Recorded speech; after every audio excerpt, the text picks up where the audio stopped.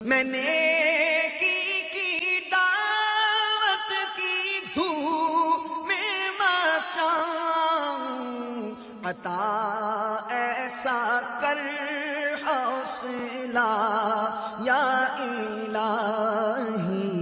غیبت کی تعریف اپنے زندہ یا مردہ مسلمان بھائی کے بارے میں پیٹھ پیچھے ایسی بات کہنا جو اس کو معلوم ہو جائے تو بری لگے۔ کاش یہ تعریف ایسی ہمارے دل و دماغ پر نقش ہو جائے، ہم جب بھی کسی کے بارے میں بات کرنے لگیں ہمارے پیش نظر یہ تعریف آ جائے۔ محبوب رب العباد عز و جل صلی اللہ تعالی علیہ وسلم کا ارشاد سنیے، غیبت اور چغلی ایمان کو اس طرح کاٹ دیتی ہے جس طرح چرواہا درخت کاٹ دیتا ہے۔ تو معلوم ہوا غیبت سے معاذ اللہ عز و جل ایمان ضائع ہو جانے کا خوف ہے۔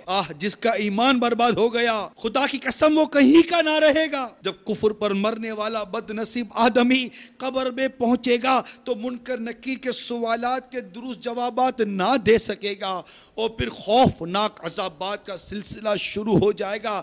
چنانچہ صدر الشریعہ بدر الطریقہ حضرت علامہ مولانا مفتی محمد امجد علی اعظمی علیہ رحمت اللہ القوی فرماتے ہیں، اس وقت ایک پکارنے والا آسمان سے پکارے گا کہ یہ جھوٹا ہے، اس کے لیے آگ کا بچھونا بچھاؤ اور آگ کا لباس پہناؤ اور جہنم کی طرف ایک دروازہ کھول دو۔ اس کی گرمی اور لپٹ اس کو پہنچے گی اور اس پر عذاب دینے کے لیے دو فرشتے مقرر ہوں گے جو اندھے اور بہرے ہوں گے۔ ان کے ساتھ لوہے کا گرز ہوگا کہ پہاڑ پر اگر مارا جائے تو خاک ہو جائے، اس ہتھوڑے سے اس کو مارتے رہیں گے۔ نیز سانپ اور بچھو اسے عذاب پہنچاتے رہیں گے۔ نیز اعمال اپنے مناسب شکل میں متشکل ہو کر کتا یا بھیڑیا یا اور شکل کے بن کر اس کو ایذا پہنچائیں گے۔ قیامت کے میدان میں بھی کافر پر طرح طرح کے عذابات کا سلسلہ ہوگا اور وہ بالآخر منہ کے بل گھسیٹ کر جہنم میں جھونک دیا جائے گا، جہاں سے ہمیشہ ہمیشہ ہمیشہ رہنا ہوگا۔ صدر الشریعہ بدر الطریقہ حضرت مولانا مفتی محمد امجد علی اعظمی علیہ رحمت اللہ القوی مختلف دل ہلا دینے والے عذابوں کا تذکرہ کرنے کے بعد فرماتے ہیں، پھر آخر میں کفار کے لیے یہ ہوگا کہ اس کے قد برابر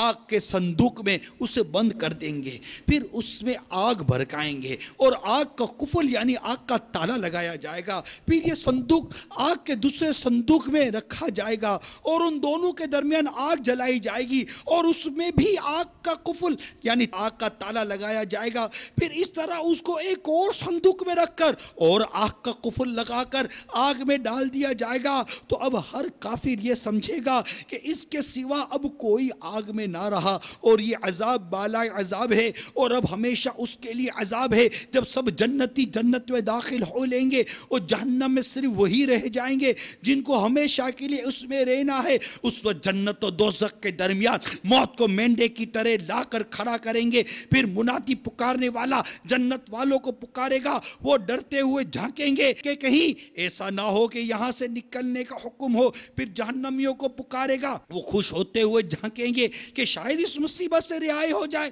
پھر ان سب سے پوچھا جائے گا، اسے پہچانتے ہو؟ سب کہیں گے ہاں یہ موت ہے۔ وہ ذبح کر دی جائے گی اور کہے گا اے اہل جنت ہمیشگی ہے، اب مرنا نہیں، اور اے اہل نار ہمیشگی ہے، اب موت نہیں۔ اس وقت ان یعنی اہل جنت کے لیے خوشی پر خوشی ہے اور ان یعنی دوزخیوں کے لیے غم بالائے غم۔ ہم اللہ عز و جل سے معافی کا سوال کرتے ہیں اور دین و دنیا اور آخرت میں عافیت مانگتے ہیں۔ گر تو ناراض ہوا میری ہلاکت ہوگی، ہائے میں نارے جہنم میں جلوں گا، یا رب عفو کر اور صدا کے لیے راضی ہو جا، یہ کرم ہوگا تو جنت میں رہوں گا، یا رب۔ میں نیکی کی دعوت کی دھوم میں مچاؤں، عطا ایسا کر